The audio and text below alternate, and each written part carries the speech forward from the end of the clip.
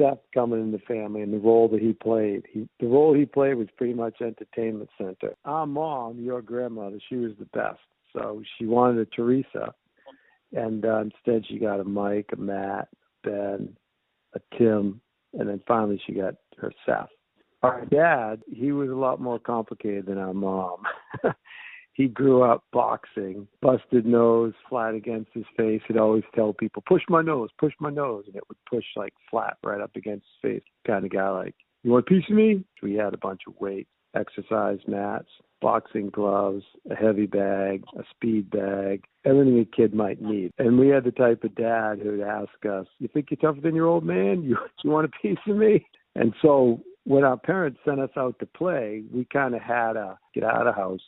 Don't come back till the street lights come on. Back in the olden days where parents didn't want to see their kids, played this game, King of the Mountain, which everyone knows King of the Mountain, except we played on those huge piles of snow at the end of your driveway after a storm. The only place you could fall was either on tar, which would be the street, or on cement, which would be the sidewalk. I landed on the sidewalk, broke my wrist, got a cast, got all the 20 kids in the neighborhood to sign it. Played a game called Throwback. One guy would have the ball, and the other 19 kids in the neighborhood would tackle him. His reward for getting tackled by 19 people would be that he got to turn his back to the group, throw the ball back, and then the next person that caught it would get tackled by 19 kids in the neighborhood. And even if he tried to not catch it, everyone would tackle him just to make the point that you got to catch the ball when it's in your area. Played tackle football in our basement. You know, you better hit the ground pretty quick before you get to that wall, because otherwise you're going to get tackled into it. And Mike Rosario was this neighborhood guy. His nickname was Mountain. That's how big he was. And Ben was mouthing off at Mountain, which was never a good idea.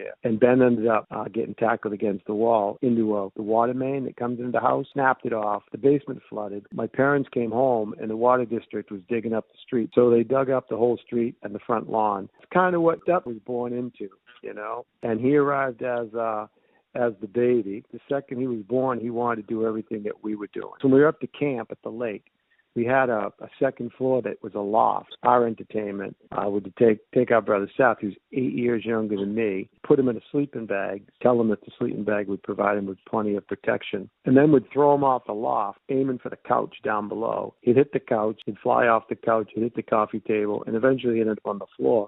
We'd do it again and again until my mom came home and yelled at us all. When Seth was like 8 years old and I was probably 16 years old, I was probably 170 pounds, and I was built differently than Seth. At 8, probably 70 pounds. And but he challenged me to a boxing match because he was crazy. So Seth said he's got some rules for me. I had to be on my knees, and he got to stand tall, so he's about the same height as me. I had to wear the big 16-ounce gloves, and Seth got to wear the gloves that you would wear when you hit the heavy bag, like harder than your fist. I got to wear the 16-ounce gloves that are like a big Q-tip. The second we started, he hit me in the face so hard with that I saw stars. I immediately hit him as hard as I could. He had a headgear on. I didn't get to wear headgear. That was another one of his rules. I could see him flying across the room. I could see the bottoms of his feet as he was moving away from me. And then he skidded across the basement floor. And my brother Tim immediately started screaming because he thought Seth might be dead.